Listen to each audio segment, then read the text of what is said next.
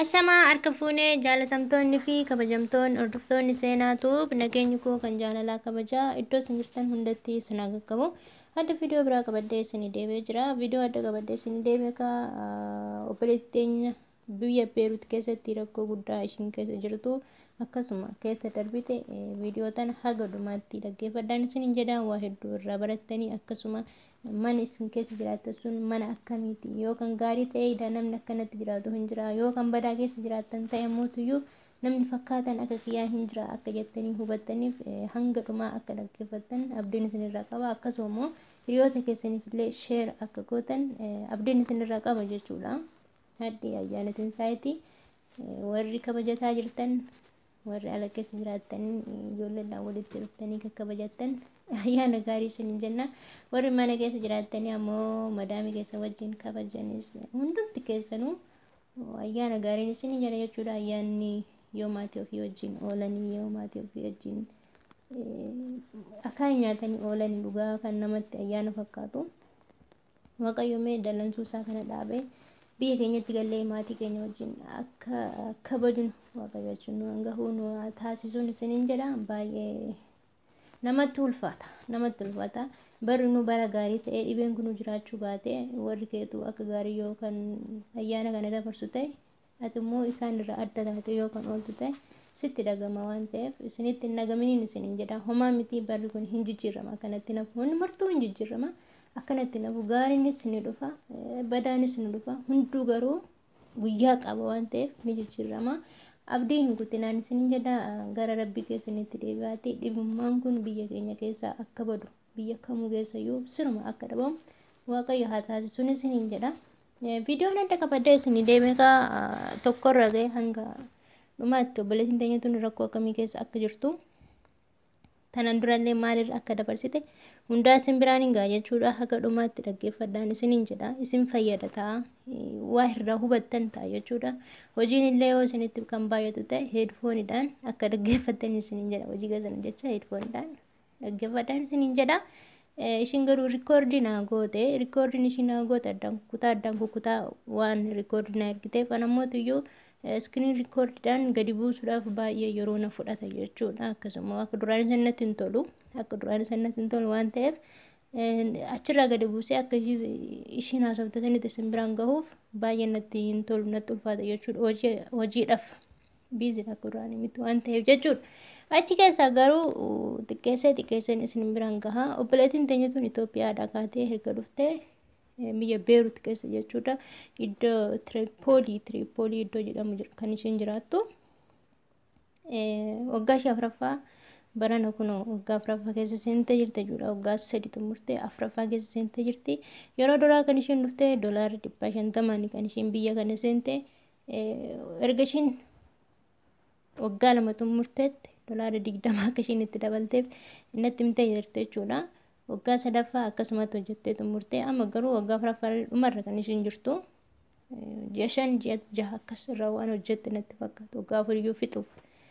Amma yeroo kanatti rakkoo keessa jirti. Durumaan iyyuu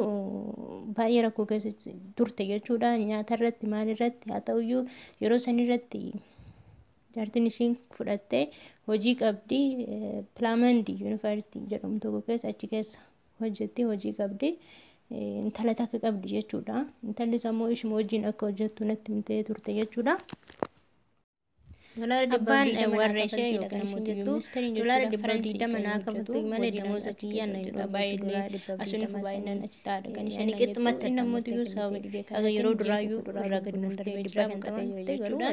Amma kaa isheen kan mana jiraattu madaamii jira jettee $120 naa kafalii yeroo kanatti jari lamaan kun nama 10 ol ta'anii mana keessa akka isaan yoo isheen daddarbee waan nyaata akka dorgate waan uffataatti surumdeedha kan isheen jettu. Tanaan durallee yoo kan miiccooru waan akka yeroo dhibeen kun seenuu kan isheen naan jette ejensiin baay'ee kan nama gaddisiisudha jechuudha. Ijoolleen achi keessa hojjetan ijoollee Itoophiyaa sadii na tumte lijaama takkitti kanan uffadheera foonitti ishii uffadhee cabsanii torbee tokko hidhadheetti kanan hojjedhe yuunifoormii miiccee baay'ee dhugaatti baay'ee nama gaddisiisa yoo ani deema yookaan mana jijjiiranii hoon jedhee ejensiin fidee ijoollee Itoophiyaa sadii waan nyaadhu arga kan isheen jettu jechuudha. Baay'ee nama gaddisiisa yoo waa supparmaarkeetti fidanii dhufan yeroo kontiraata kee fixattu malee leejina jalaa kaahanii yoon fitadhamoo fuudhinnaan jedhanii waraqaa ammallee hojjechiise hagan waraqaa ittiin hojjechiise kana naa deebistu malee hin deemtuudha kan isheen nan jettu nalaalani waan rabbi rakkoo kana keessa akka na baasu du'aa inaa godhaa maal jedha akkasinitti isiniin jedha obboleeyyan kiyyaa hundi hojiirra miti nyaata nyaanni wangota nyaadhu dhabeen jira irra birnuma miti lubbuu ishiitiin akka warratti du'aa inaa godhaa lubbuu ishiitiin jechuudha maatii ofii baay'ee rakkoo keessa kan isheen jirtu hojiin uumamti namni nyaatu malee hin hojjetu waa'ee nyaata kana kaleessa yookaan mootuyyuu ejensummaan iyyuu garaa dabinaan iseen mana biraa akka yeroo nyaata yookaan nyaanne ta'ee dhibee kanaanuu akka isaa dhibee kanaanuu qabamtee wantoota garaagaraa sooduu yoo dhuguu baattan waan o'aa yoo nyaachuu rakkoo kana kan enerjiin qaban dhibee kanaan saaxilamuu dandeessan jireenya akkanaa kanarra garuu isheen kaleessa galgala kan isheen nageessan jechuudha viidiyoo sun bal'infatanii harki kiyyan jechuudha haga ammaatti na wajjin kireemii takkanaan fidduu kanaan fidduu dhoksa dhoysee tanaan zayitooti kan gahe jechuudha kanaaf yaa obboleen kiyya zayitiin teenyuun tuni baay'ee rakkee isan dibadhaan dura kan isheen jettu sadi dhokseetiin afraffaa ji'a shanaffaa irraa turtu kana rifeensa kiyya yeroo nan miicadhe shaamboo nan isheen hojjettuudha amma garuu lafa diidamatti jala gaddeebisadhaa kanarraa murteetti kan isheen jettu dhugatti baay'ee kan nama gaddisiisudha jireenyi ishiin keessa jiraattu jechuudha yaa obboleeyyan kiyya kana waan inni isin biraan gahe ishiitu biraan naan gahinaan jedhe obboleeyyan kiyya du'aayii akkanaa godhan rakkoo guddaa keessan jiraadha kan ishiin jettu jechuudha birrii kiyyayyuu osoo kan harkatti naa kennitu ta'e itti namnu wantoota waan nyaatas ta'u wantoota adda addaa ittiin bitadha garuu na harkaan hin geessu fuuteetti kan ishiin maatii kiyyaan jala lamaan na ergitu $120 tana jechuudha birrii dhafee mita mashiin kan rakkatte nyaata dhabeen jira uffata hin qabu shaampoo nan fiddu waan tokko nan fiddu baay'ee rakkoo keessan jiraadha kan ishiin jettu jechuudha kobozii takka yoo naa fidde ishii gidan fidassan ganama yoon takkittii na nyaadheedha guyyaatti deebi'ee hin argadhu fuuteetti filleejii na jalaa gooti bakka qorraasan fireezarii achi keessa na jalaa gooti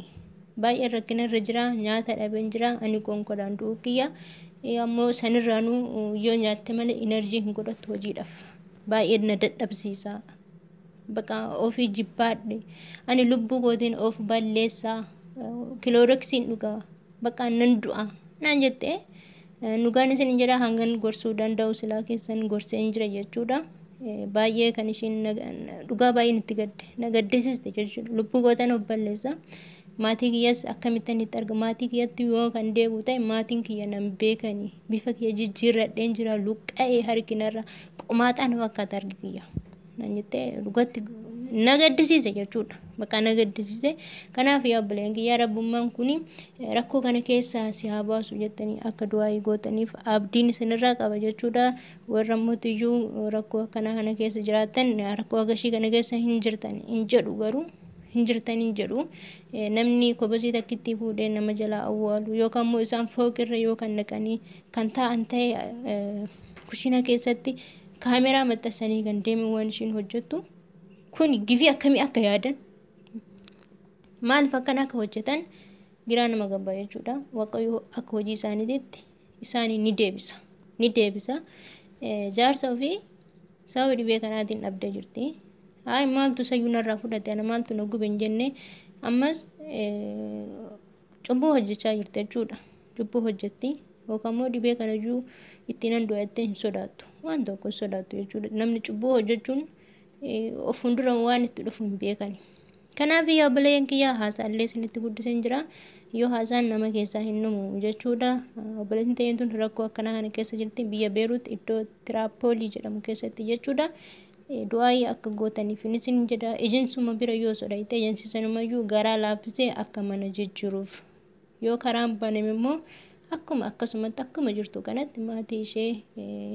rabbiin akka biraan gahuun isiniin jedha hundi keessanuu du'aayii akka gootaniifan isiniin jedha sheer illee godhaa fi guruppii keessatti du'aayii haa godhaniif